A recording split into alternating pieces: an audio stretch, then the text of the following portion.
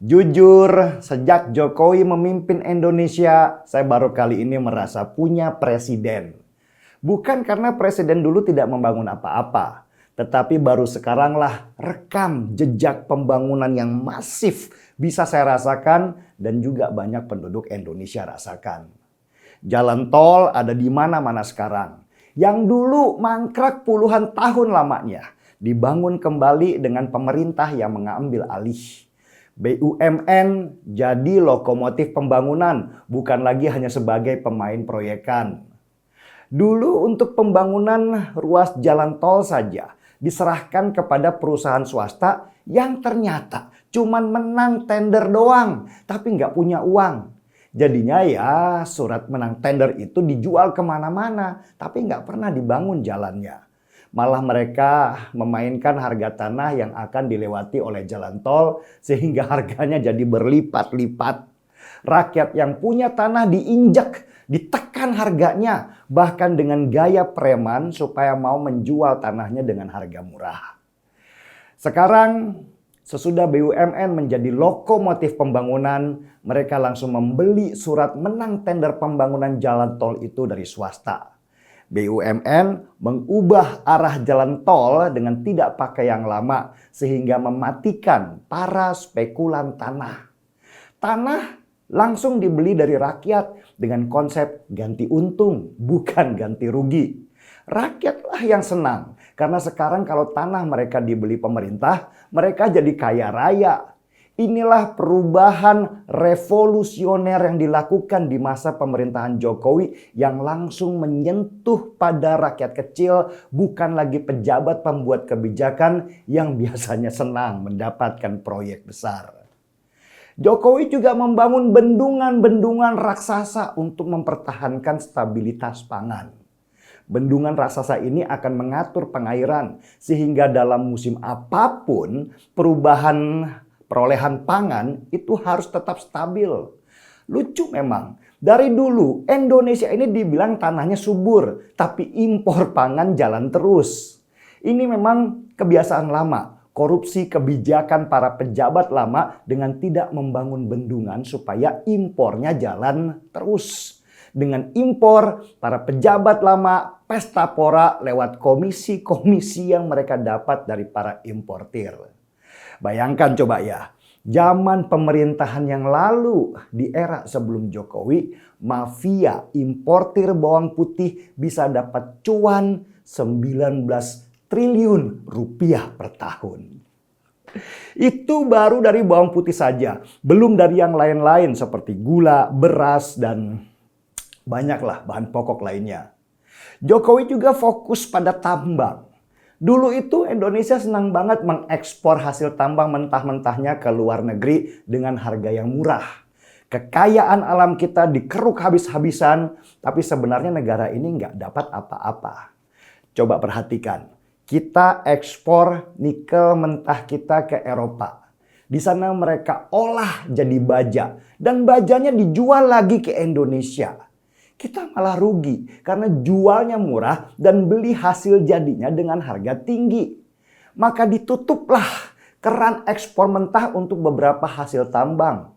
Nah, karena kita belum pintar di teknologi pengolahan, maka Jokowi membuka peluang untuk asing membangun industri smelter di sini yang modalnya itu bisa puluhan triliun rupiah. Ada yang namanya alih teknologi dan tenaga kerja kita juga pasti terserap pelan-pelan. Ini baru sementara. Kalau kita nanti sudah pintar, maka perusahaan asing yang mau dengan nikel kita, kelak harus bangun industri jadinya di sini. Lu kalau mau bikin baterai listrik pakai nikel kita, harus bangun pabrik baterainya di sini dan jualnya dari sini. Dengan begitu, tenaga kerja kita kembali terserap dan pemerintah mendapatkan tambahan pajak. Jokowi itu memang gila. Hanya dalam waktu beberapa tahun dia memerintah, dia sudah mengubah banyak hal. Dia bisa dibilang bapak revolusi sama dengan Soekarno. Kalau Soekarno adalah bapak revolusi kemerdekaan, Jokowi adalah bapak revolusi industri dan pembangunan. terjadi disrupsi atau pergeseran perubahan perilaku pembangunan di Indonesia sekarang ini. Dari mental pengemis jadi mental pencipta. Kita yang punya kekayaan, maka kita yang juga harus berdaulat. Kalau negara lain nggak mau ikut aturan, maka minggat. Nggak terima, ayo perang di pengadilan. Begitu yang dilakukan oleh Jokowi. Kecil orangnya, mentalnya sebesar gunung Himalaya.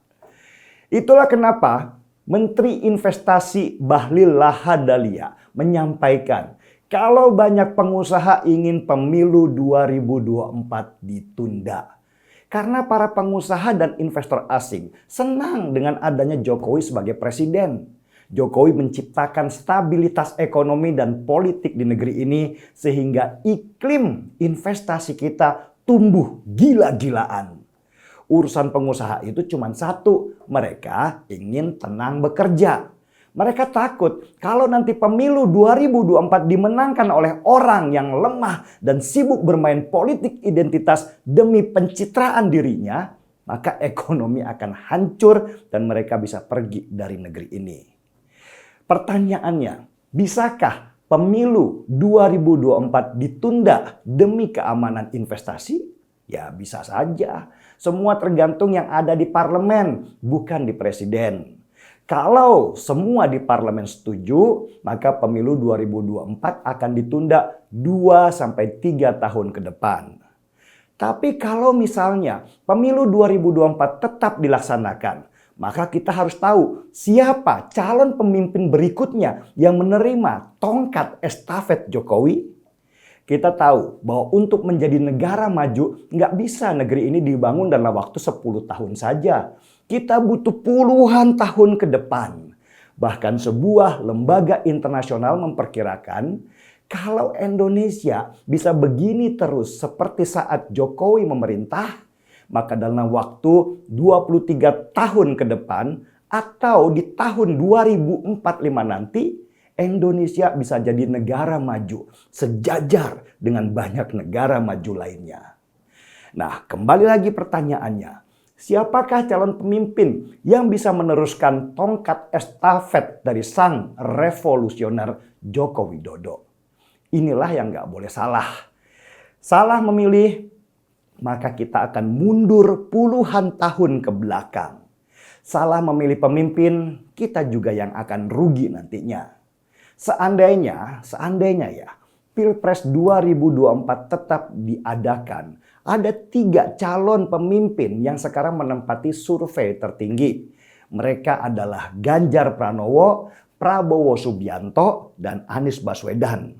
Calon lainnya masih belum sekuat mereka.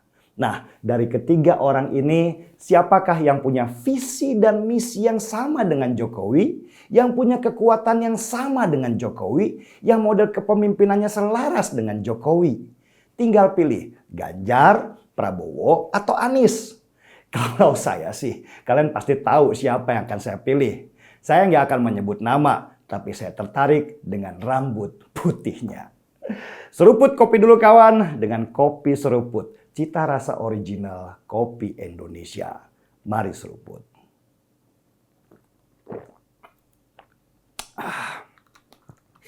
Marki Bong, mari kita bongkar semua. Saya Denny Siregar, kita di acara Timeline.